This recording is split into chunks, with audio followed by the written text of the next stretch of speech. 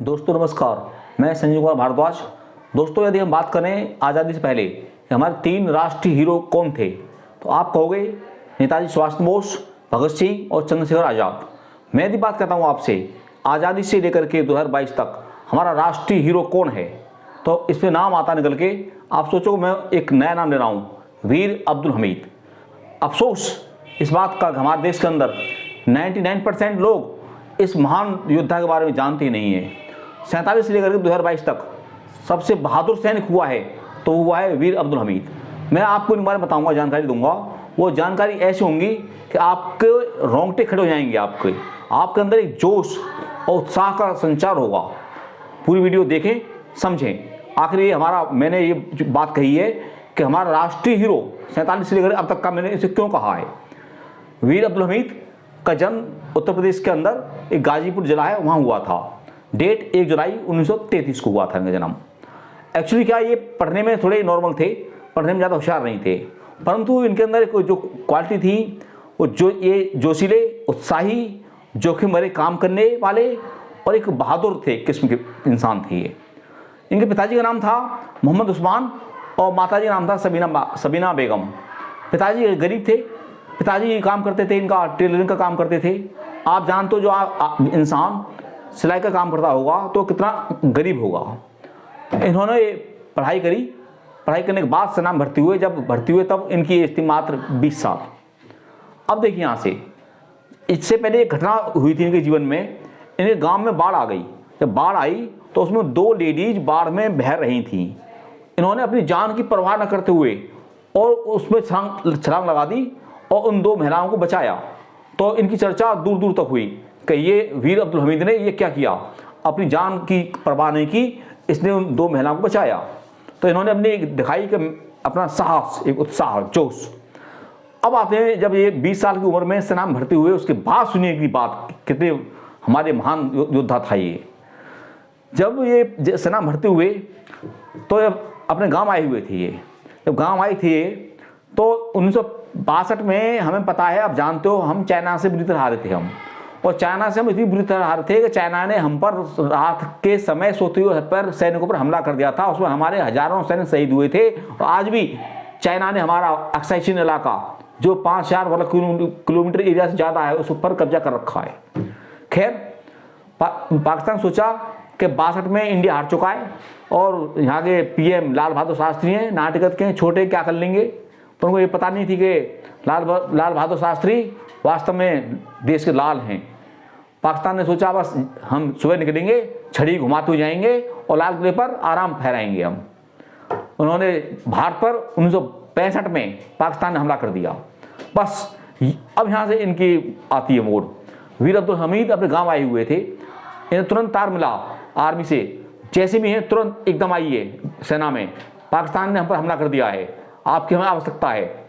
सभी फौजियों के पास तार पहुँचे, इनके पास पहुँचा। इन्होंने अपने सामान को पैक किया। जब अपना सामान पैक कर रहे थे तो इनकी रस्सी टूट गई। तो इनकी वाइफ ने कहा कि अपशगुन हो गया है, तो अब आप मत जाइए। तो इन्होंने कहा मैं किसी अपशगुन को नहीं मानूंगा, आज देश को मेरी आवश्यकता है, मेरे लिए देश पहले है मेरे लिए। इन्होंने अपने सामान पुनः बांधा, पैक करके सीधे पहुंचे अपनी छावनी में। इन्हें हुक्म मिला कहाँ जाना है। तो इंडिया को, सरकार को मालूम पड़ा कि हमारी सेना, एक मोर्चा है उसका नाम है खेमकरन, ये पंजाब में पड़ता है इलाका खेमकरन। खेमकरन के एरिया में पाकिस्तान की फौज इंडिया पर हावी हो रही थी, इंडिया में हार रहा था। तो इनको हुक्म दिया गया कि आप वहाँ जाइए, खेमकरन एरिया में जाइए और खेमकरन एरिया के सेक्टर को संभालिए आप।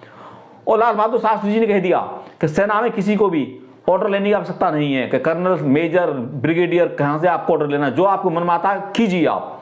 जब किसी आप फ्री हैंड कर दोगे ना तो अच्छा काम करता है। तो ये अपनी इन्होंने कार ली, एक जीप में बैठे और गन्ने खेतों से लेते हुए अपनी कार को ले गए।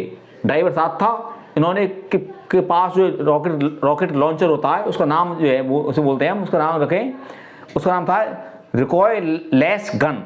तो रिकॉयलेस गन के साथ ये रवाना हो गए और गन्ने को खेतों से होते हुए जीप को निकालते हुए ले गए। अब देखिए, पाकिस्तान का दोस्त था अमेरिका, उस जमाने में बहुत बेहतरीन दोस्त था।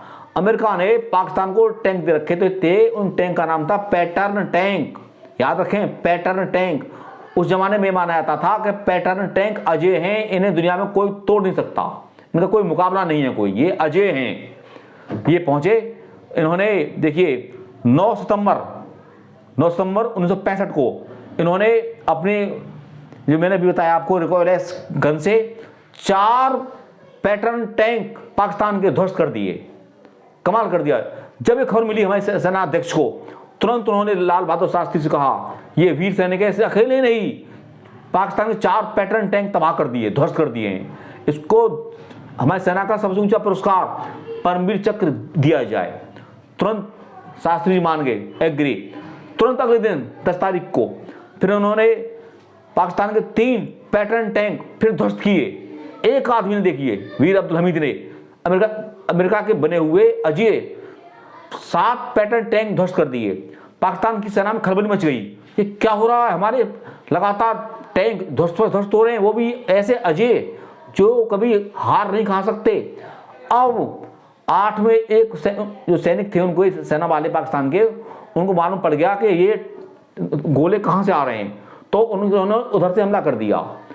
अब बात आती है, जैसे ही उनका 8वां टैंक था पाकिस्तान का पैटर्न टैंक, उसने गोला दागना, उधर से गोला दागा, इधर हमारे वीर अब्दुल हमीद ने अपने, मैंने बताया था गन, आपको नाम बताया था, आपको याद हो गया होगा, रिकॉइल एस गन, उससे गोला छोड़ा सिमल्टेनियसली, यानी एक साथ वीर अब्दुल हमीद ने छोड़ा गोला, उधर पैटर्न टैंक से पाकिस्तान गोला छोड़ा। पाकिस्तान का गोला हमारे इस पर गिरा, वीर अब्दुल हमीद की जीप पर, और हमारा जो गोला पाकिस्तान के टैंक पर गिरा। पाकिस्तान का 8वां टैंक भी तोड़ दिया, पर अफसोस ये कि जो पाकिस्तान ने गोला फेंका था उनकी जीप पर गिरा, और वीर अब्दुल हमीद की मात्र 32 साल की एज में वो देश पर शहीद हो गए, कुर्बान हो गए। बताइए, एक वो योद्धा जिसने पाकिस्तान के 8 अजय पैटर्न टैंक तोड़े, कितना वीर सैनिक होगा। आज तक किसी फौजी ने इतने टैंक नहीं तोड़े। अंत में आपसे एक बात कहूंगा मैं, सर झुके बस उस शहादत में जो शहीद हुए हमारी हिफाजत में। जय हिंद, जय भारत।